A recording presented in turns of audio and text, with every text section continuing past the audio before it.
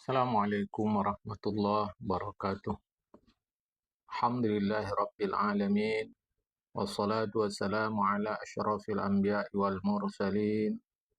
Habibina maulana Muhammadin wa ala alihi wa sahbihi ajma'in. Man yahdillah fala mudhillalah wa man yudlil fala hadiyalah. Qala al-musannifu rahimahullah ta'ala wa nafa'ana bi ulumihi fid dharain amin. Tsumma qala babu ma jaa fi fadli la ilaha illallah. Bermula ini bab yang menjelaskan tentang keutamaan tahlil, yaitu mengucap kalimat la ilaha illallah. Dari Abdullah bin Amr bin As radhiyallahu taala anhum, dia mengatakan, Rasulullah menyatakan, seorang manusia pada hari kiamat nanti dihadapkan kepada timbangan, mizan timbangan. Dikeluarkanlah untuknya 99 catatan. Setiap satu catatan itu panjangnya sejauh mata memandang. Di dalam setiap catatan itu ternyata terdapat banyak kesalahan dan dosa. Diletakkanlah itu di satu daun timbangan. Kemudian dikeluarkan kertas seumpama ujung jari. Kecilnya kira-kira begitu.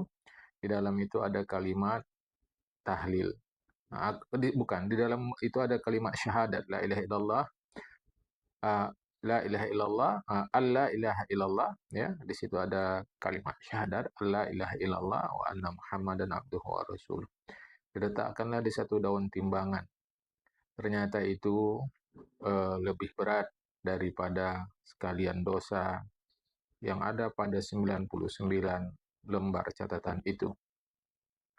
Seterusnya dari Muttalib bin Hamtab bahwa Nabi Muhammad SAW mengatakan, seutama-utama yang diucapkan oleh aku dan para nabi sebelumku adalah kalimat la ilaha illallah, kalimat tahlil itu kata Rasulullah, ya. Dari Anas bin Malik radhiyallahu anhum, beliau mengatakan Rasulullah bersabda, malaikat Jibril turun menjumpai aku, kata Rasulullah, sembari membaca surat Ibrahim, surat 14 ayat 48, yaitu hari yang bumi diganti dengan bumi yang lain, begitu pula langit, dan mereka datang kepada Allah yang esa lagi perkasa. Wabarazu lillahi wahidil qahar. Mereka datang berkumpul menghadap kepada Allah yang esa lagi perkasa.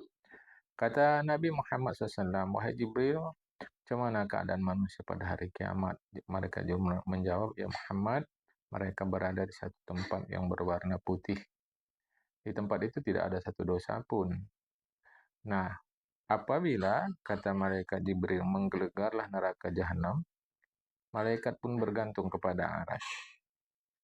Nah, setiap malaikat mengatakan, wahai Tuhan, Tuhan kami, wahai Tuhanku, aku tidak meminta kepadamu kecuali keselamatan diriku.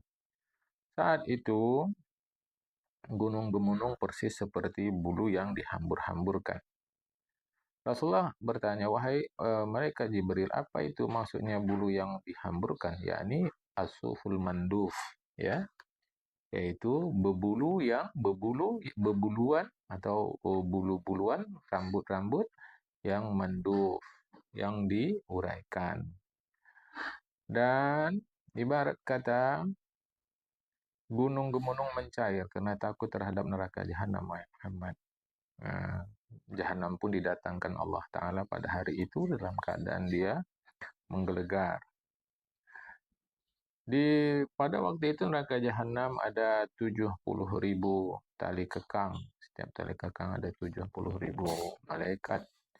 Sehingga neraka jahanam itu dihentikan di hadapan Allah Ta'ala. Allah mengatakan, wahai jahanam, bicara kamu. Kata jahanam, la ilaha illallah. Demi kemuliaan dan pemeliharaanmu, ya Allah, aku akan menyiksa pada hari ini, yaitu orang-orang yang dia memakan rezekimu tapi dia mengabdi kepada selainmu. Tiada yang melewati aku, kecuali yang memang dia bisa lewat.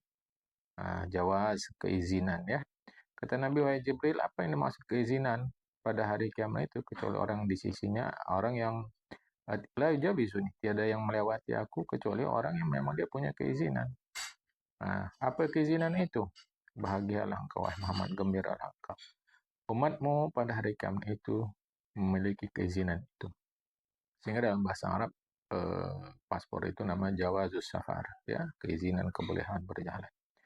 Ingatlah, siapa yang bersaksi bahwa tiada Tuhan kecuali Allah, maka dia dapat melewati titian jahanam itu. Kata Nabi Muhammad SAW, segala puji untuk Allah yang telah mengilhamkan umatku kalimat syahadat bahwa tiada Tuhan kecuali Allah Ta'ala. Dari Atha bin Abi Rabah yang mengatakan, aku bertanya kepada Abdullah bin Abbas radhiyallahu ta'ala anhuma terkait surat Ghafir ayat 3, surat 40 ya. Allah pengampun dosa, penerima taubat, sangat tegas dalam menyiksa. Kata Abdullah bin Abbas, pengampun dosa terhadap orang yang mengucapkan tiada Tuhan kecuali Allah, la ilaha illallah. Penerima taubat terhadap orang yang mengucapkan la ilaha illallah. Sangat tegas terhadap orang yang tiada mau mengatakan la ilaha illallah. Tegas keputusan Allah, keras siksaan Allah. Berkata Syekh Abulis As-Samarkandi, wajib setiap manusia memperbanyak kalimat la ilaha illallah itu, memperbanyak tahlil ya. Mintalah kepada Allah di jauh malam, di malam hari, di siang hari ya, bahwa Allah Ta'ala bahwa dia tidak tercabut iman dari dia. Hadzal qaulu minhu. Ya, ini ucapan ini darinya ya. Yang ucapkanlah kalimat itu sebanyak-banyaknya. Jagalah diri dari berbuat durhaka kepada Allah. Kebanyakan manusia mengucapkan perkataan ini la ilaha illallah, tapi pada akhir umurnya tercabut dari mereka kalimat la ilaha illallah itu sebab perbuatan buruk mereka. Mereka keluar dari dunia dalam keadaan kufur kepada Allah. Nauzubillah, berlindung kita dengan Allah. Musibah apa yang lebih besar daripada itu? Ada seseorang sepanjang hidupnya dia Islam, tapi justru dibangkitkan pada hari kiamat, namanya tertera dalam manifest orang-orang kafir, tidak dalam orang Islam. Ini adalah rugi serugi-ruginya, penyesalan yang sedalam-dalamnya. Itu adalah penyesalan, bukanlah penyesalan itu sebetulnya kalau dikaitkan dengan orang yang keluar dari gereja atau dari tempat pemujaan kepada api kemudian masuk dalam neraka jahanam, itu rasanya memang normal begitu menurut perspektif Islam. Tapi penyesalan yang sebenarnya, penyesalan itu adalah terkait orang yang keluar dari masjid kemudian dicampakkan ke dalam neraka. Mengapa itu bisa terjadi? Wadhalika kulluhu bisa bi'amal yang khabisati wartika bil muharramati fi syara. Itu terjadi oleh karena dia disebabkan karena perbuatan-perbuatan kejinya dan dia melakukan perbuatan diharamkan oleh Allah Ta'ala. Isra, dalam keadaan dia senang, suka. Ya, artinya dalam keadaan dia berbuat dosa itu fisarra'i. Ya, dalam keadaan hidup senang, dia berbuat dosa. Bukan berarti hidup susah, tidak apa-apa berbuat dosa, bukan itu ya. Berapa banyak orang di dalam atau pada dirinya tersangkut harta orang lain. Artinya pada harta orang itu ada harta orang lain. Ada berapa banyak orang begitu, kan?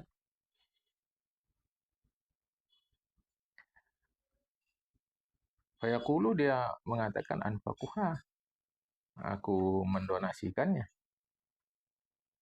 Karena dia sadar betul itu harta orang. Belakangan dia sadar, aku ingin menafkahkannya, ingin mendonasikan harta yang ada padaku karena aku sadar betul ada harta orang pada hartaku yang dia ambil secara tidak halal. Aku ingin mengembalikannya atau minta halal, tapi belum sempat lagi dia mati. Sebelum dia dapat meminta kerelaan orang yang punya harta itu, ada berapa banyak manusia terjadi perselisihan antara dia dengan istrinya, ya kan? Terjadi hal yang haram antara dia dengan istrinya. Dia sudah ceraikan, tapi sudah habis masa iddah, tapi tetap juga bersama. Dia bilang, gimana kamu meninggalkannya?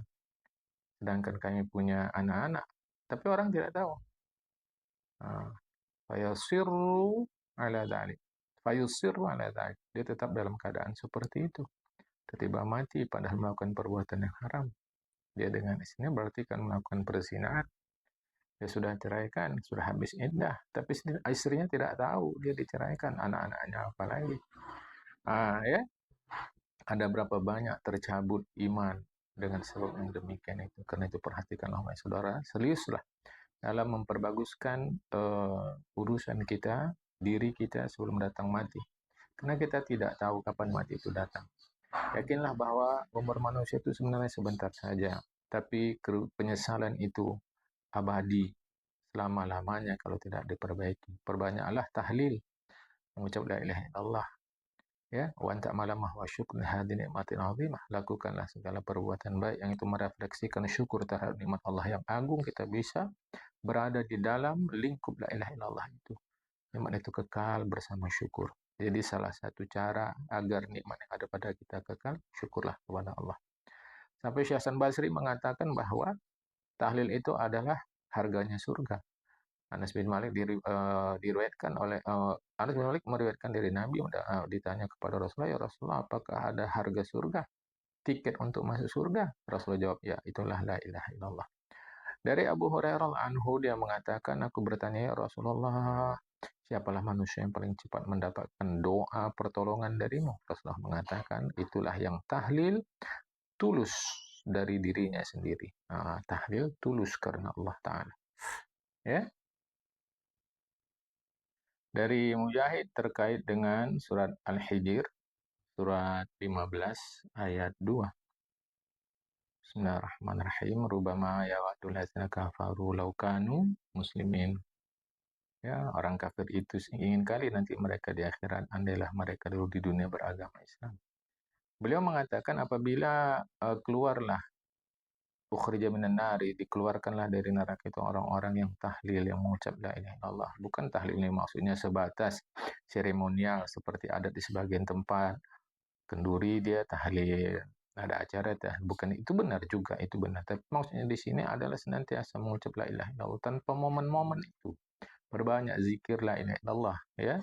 Perbanyak tahlil itu. Apabila dikeluarkan dari neraka orang yang bertahlil, orang musyrik mengatakan, aduh, duhai sayangnya kita, cobalah dulu di dunia kita beragama Islam. Dari Atha terkait dengan firman Allah Ta'ala surat An-Naml, surat 27 ayat 89. Siapa yang datang membawa kebaikan, itu lebih bagus untuk dia. Maksudnya adalah, kebaikan di situ ditafsirkan adalah kalimat tahlil tadi, la ilaha illallah, untuk dia surga.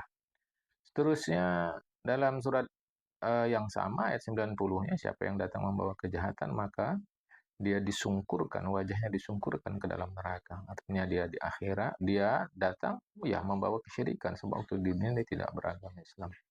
Dari Syekh Hasan Al-Basri terkait surat Ar-Rahman ayat 60, surat yang ke-55.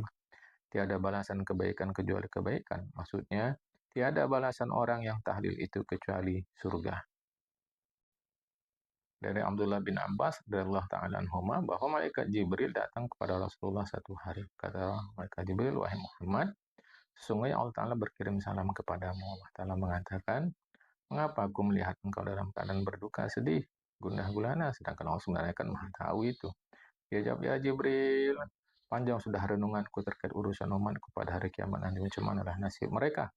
Kata malaikat Jibril, ya Muhammad, ini yang kau timbang, yang kau pikir, yang kau renung itu umatmu yang kafir atau yang beragama Islam? Kata Jibril, bahkan yang mengucap kalimat la ilaha illallah.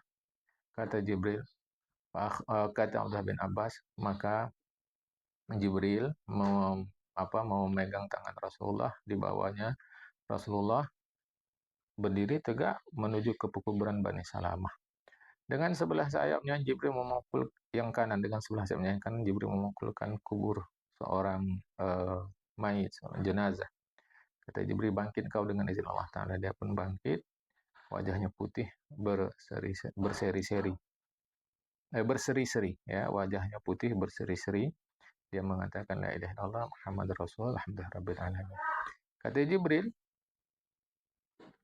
balik kau macam semula. Mati balik dia, masuklah ke dalam tanah balik. Kemudian Jibril memukul satu kuburan itu, satu kuburan yang lain dengan sayapnya yang kiri. Kata Jibril kepada jenazah yang ada di situ, bangkit kau dengan izin Allah Ta'ala. Keluarlah orang yang wajahnya hitam legam, matanya membiru. Dia mengatakan, aduh, menyesalnya, ruginya, menyesalnya, alangkah ruginya, alangkah menyesalnya, aduh, alangkah buruknya. Kata Jibril kepada dia, balik kau seperti semula. Dia mati kembali, masuk ke dalam tanah. Kata mereka Jibril kepada Rasulullah, beginilah dibangkitkan pada hari kiamat umatmu itu sesuai dengan apa keadaan mereka waktu mati. Dari Nabi Muhammad SAW, beliau mengatakan, ajarkan orang yang mau mati itu tahlil. Karena sesungguhnya tahlil itu dapat menghancurkan dosa sehancur-hancurnya. Kata Rasulullah, ya Rasulullah, bukankah dia mengucapkan itu pada waktu hidup? Kata Rasulullah, ya, ya ahdamu, ahdamu. Tapi waktu mau mati itu lebih hebat daya hancurnya terhadap dosa. Dari Nabi Muhammad SAW beliau mengatakan, hadir kalian, kalau orang mau mati itu datang kalian, ajarkan mereka tahlil, itu kata Rasulullah. Gembirakan dia dengan surga, karena Allah Ta'ala yang bijak, ya, karena sesungguhnya bukan Allah Ta'ala ini ya, manusia. Karena sesungguhnya manusia yang bijak dan mengetahui sekalipun lakikah, perempuankah, yuharu inda dzikral masra. Dia akan ngeri, akan terheran-heran, akan kebingungan ketika menghadapi saat-saat kematian itu. Sesungguhnya iblis musuh Allah, fi dzalikal maut ini, pada saat itu lebih dekat kepada manusia. Artinya, kalau selama ini kita tak lihat, ya dilihat betul-betul, one by one ya. Ketika terjadi pisah dunia, dan tertinggallah ketika orang berpisah dari dunia, berpisah dari kekasihnya. Begitupun janganlah kalian membuat mereka putus asa. Orang-orang yang mau mati itu jangan diputus asakan. Oleh karena kesulitan itu berat. Urusan itu sungguh sangat mengerikan. Azim. Demi jiwa Muhammad yang berada di tangan Allah Ta'ala. Menghadapi malaikat maut lebih berat daripada 1000 kali cambukan pedang. Ya. Diriwayatkan dalam hadis bahwa ada seorang Bani Israel, dialah orang yang paling tekun dalam beribadah. Pada zamannya, ada pula orang lain yang sangat tidak baiklah. Afjarun nas, min afjarin nas. Seorang yang paling jahat. Jadi dua sosok. Yang tekun beribadah mati, dikatakan kepada Nabi Musa AS, dia berada di dalam neraka. Sementara orang yang paling jahat tadi mati, dikatakan kepada Nabi Musa, dia termasuk pengisi surga. Nabi Musa heran terhadap penjelasan ini. Ya. Lantas Nabi Musa pun mendatangilah istri orang yang tekun beribadah itu. Apa yang terjadi pada dia? Dia mengatakan dia orang yang paling tekun beribadah. Kalian pun tahu itu, tak ada yang tersembunyi hal dia kepada kalian. Ya, apalagi yang dia lakukan? Kata Nabi Musa. Dia mengatakan, apabila dia mau tidur, selalu dia bilang, Tubalana in kana maja Abi Musa haqqan. Bahagialah kita kalau yang dibawa Nabi Musa itu benar. Nah, jadi dia meragukan itu.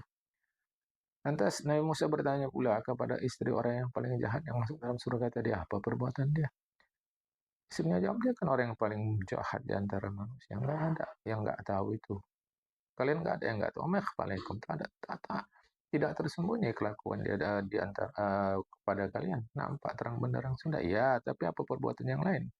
Dia jawab istrinya, dia kalau mau tidur selalu tahlil. La ilaha illallah. Walhamdulillah ala ma ja'a bihi Musa alaihissalam. Tidak Tuhan kecuali Allah. Segala puji untuk Allah yang telah memberikan segala sesuatu. Yang telah memberikan risalah yang kepada Nabi Musa alaihissalam.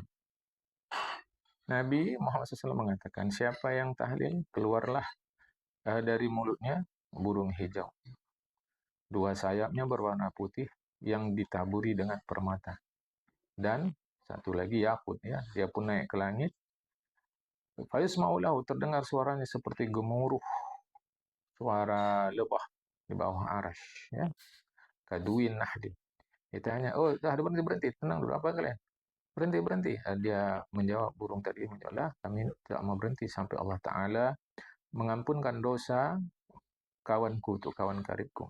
Diampunkan Allah lah dosa kawan beliau, kawan burung tadi. Maksudnya orang yang mengucapkan kalimat la ilaha illallah ta'ala itu.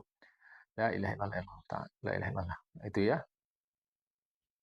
Kemudian Allah Ta'ala menjadikan 70 lidah untuk burung tadi yang minta ampun kepada Allah Ta'ala untuk orang yang mengucapkan kalimat Allah itu sampai hari kiamat. Pada hari kiamat datanglah burung itu.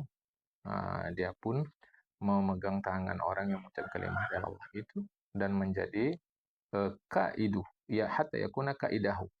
Jadilah burung itu kaidah pembimbing, kalau bahasa kita ini menjadi guide ya, pembimbing dan petunjuk untuk membawa dia ke dalam surga. Diriwayatkan di dalam hadis bahwa Allah Ta'ala ketika tenggelam Fir'aun dan menyelamatkan Nabi Musa, Allah Ta'ala menenggelamkan Fir'aun dan menyelamatkan Musa. Nabi Musa mengatakan, ya Tuhanku, tunjukkan kepadaku satu perbuatan yang itu adalah menunjukkan syukurku kepada nikmat yang telah kau berikan kepadaku. Allah mengatakan, wahai Musa, ucap tahlillah kau. Nabi Musa minta lebih lagi. Kata Allah, wahai Musa, kalaulah diletakkan 7 langit dan 7 bumi di satu daun timbangan dan diletakkan tahlil pada timbangan yang lain, lebih berat timbangan tahlil itu. Dari Mujahid dia mengatakan, ada 3 yang tidak terhalang dari Allah, sikit pun. Ya, sikit pun tak terhalang. Ada 3 perbuatan yang tidak terhalang, sikit pun. Kesaksian bahwa tiada Tuhan kecuali Allah. Orang yang berdoa yakin akan dikabulkan Allah, yaitu yang kedua. Doa orang tua untuk anaknya, yaitu yang ketiga. Dan doa orang yang dirugikan, yang dianiaya, yang dizalimi. Minta kepada Allah agar Allah memberikan ketegasan hukuman terhadap orang yang merugikan, yang menzalimi. Kalau tadi sebut 3, ini nampaknya 4 ya. Bersaksi tiada Tuhan kecuali Allah, yakin Allah mengabulkan doa, orang tua mendoakan anaknya, dan doa orang yang dizalimi terhadap orang yang menzalimi. Itu akan dikabulkan Allah Ta'ala. Dari sebahagian sahabat Nabi Muhammad SAW mengatakan, siapa yang tahlil dengan hatinya yang tulus ikhlas, dan dia memanjangkan tahlil itu dengan agung, dengan penuh keagungan kepada Allah, dengan penuh pemuliaan kepada Allah, dengan merasakan kehebatan Allah Ta'ala, Allah hapuskan dari dia 4.000 dosa besar. Karena nanti ini akan ada persoalan dosa besar akan menghadirkan taubat. Maksudnya dosa itu walau kecil dipandang besar. Jika tidak ada 4.000 dosa, Allah ampunkan 4.000 dosa keluarganya dan tetangganya. Kata Syaikhul Samarkandi dikatakan, siapa yang menghafal 7 kalimat berikut, maka dia mulia di sisi Allah, di sisi malaikat, diampunkan dosanya. Sekalipun sebanyak, sehebat buih di lautan. Dia akan merasakan manisnya ketaatan. Wa takunu hayatu wa matu khairan. Hidup dan matinya menjadi baik. Yaitu segala sesuatu, an yaqula min kulli syai'in, jika memulai segala sesuatu, mengucaplah bismillahirrahmanirrahim. Nanti akan dijelaskan ulama apa sesuatu itu ya. Karena kalau nanti segala sesuatu terbayang pula yang makruh, yang haram kan. Bila telah selesai, ucapkan alhamdulillah, itu yang kedua. Apabila lidahnya mengatakan perkataan yang sia-sia atau berbuat buruk sedikit atau banyak, ucapkanlah astagfirullah. Maksudnya bertobat, jadi bukan semata-mata mengucap astagfirullah. Apabila dia ingin melakukan sesuatu besok, nanti, dan seterusnya, maka dia akan mengucapkan setelah itu insya Allah Ta'ala. Apabila terjadi sesuatu yang makruh, arti makruh di sini yang tidak disukainya, dia mengucapkan la haula wala quwata illa billahil azim. Jadi bismillahirrahmanirrahim, alhamdulillahirabbil alamin, astaghfirullah, insyaallah. Yang kelima, la haula wala quwata illa billahil aliyil azim.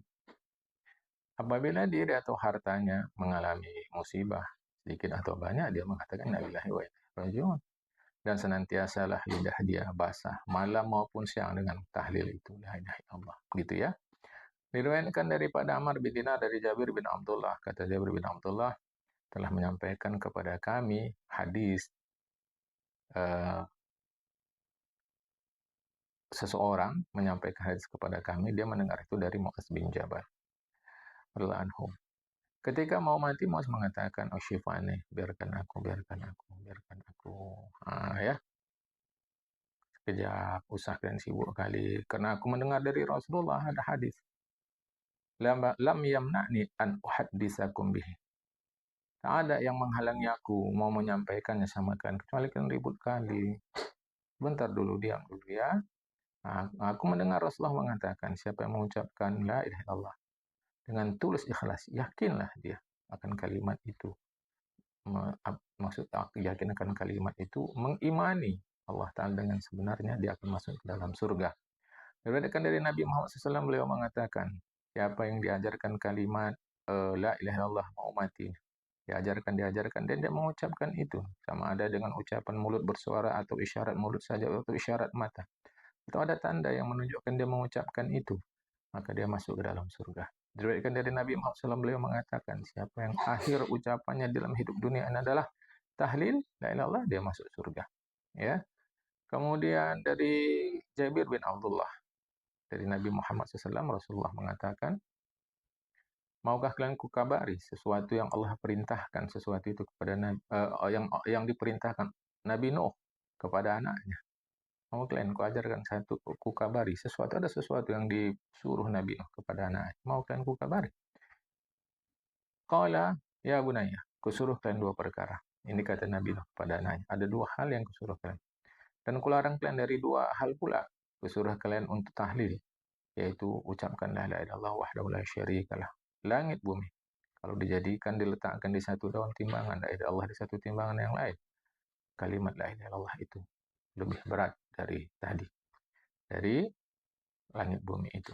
Dan aku perintahkan kalian untuk mengucapkan subhanallah bihamdih, karena itu adalah ucapan malaikat, doanya makhluk seluruh manusia. Dengan sebab kalimat subhanallah wa bihamdih itulah manusia diberi rezeki. Kularang kalian menyekutukan Allah dengan apapun, menduakan Allah, karena siapa yang menduakan Allah, Allah haramkan, Allah larang dia masuk, Allah cegah, Allah tegah dia masuk ke dalam surga. Kularang kalian sombong, karena tiada siapapun masuk surga, tidak siapapun boleh masuk surga kalau di dalam jiwanya ada seberat biji sawi rasa sombong. Nah, ini perumpamaan saja, bukan mesti kita lihat biji sawi. Pokoknya sekecil apapun ada rasa sombong, dia tidak akan masuk surga. Dalam hadis disebutkan, siapa yang mengucapkan la ilaha illallah tulus ikhlas, dia masuk ke dalam surga.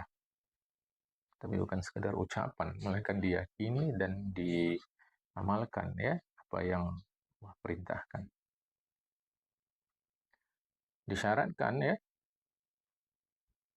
Disyaratkan dalam kaitan ucapannya adalah ikhlas, tulus ikhlas, hanya pamrih kepada Allah Ta'ala saja, tauhidnya murni. Makanya ada surat Al-Ikhlas, maknanya tauhidnya itu mesti murni, karena arti kata ikhlas itu murni.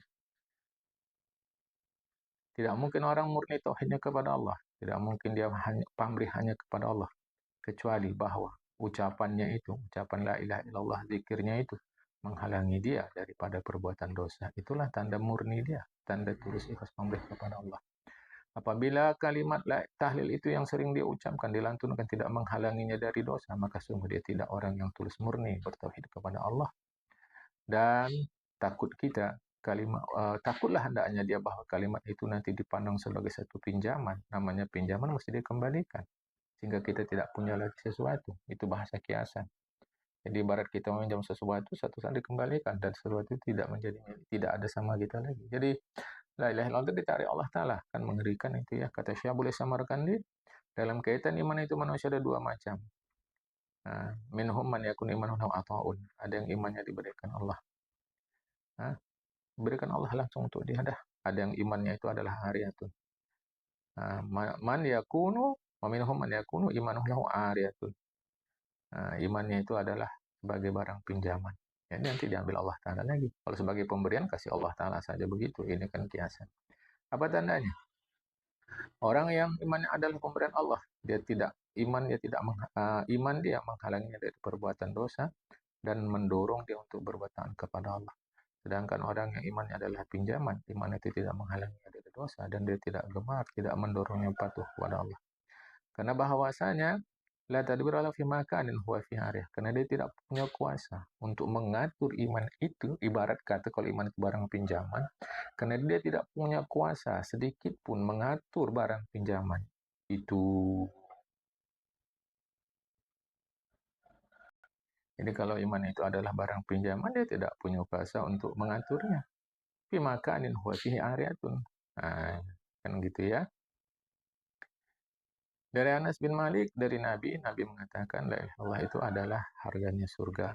Sampai ada disebut dalam hadis lain, kuncinya surga.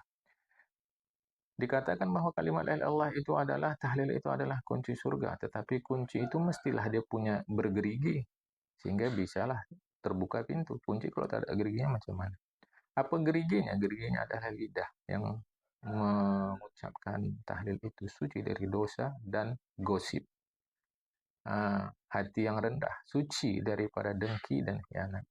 perut yang suci daripada haram dan syubhat, anggota tubuh yang sibuk dengan khidmat, pelayanan kepada Tuhan, suci dari durhaka kepada Allah Ta'ala.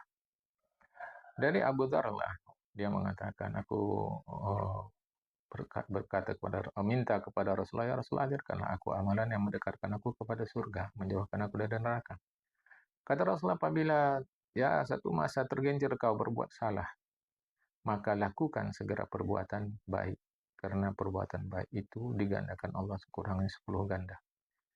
Ya Rasulullah, bukankah mengucap kalimat la ilaha illallah adalah kebaikan?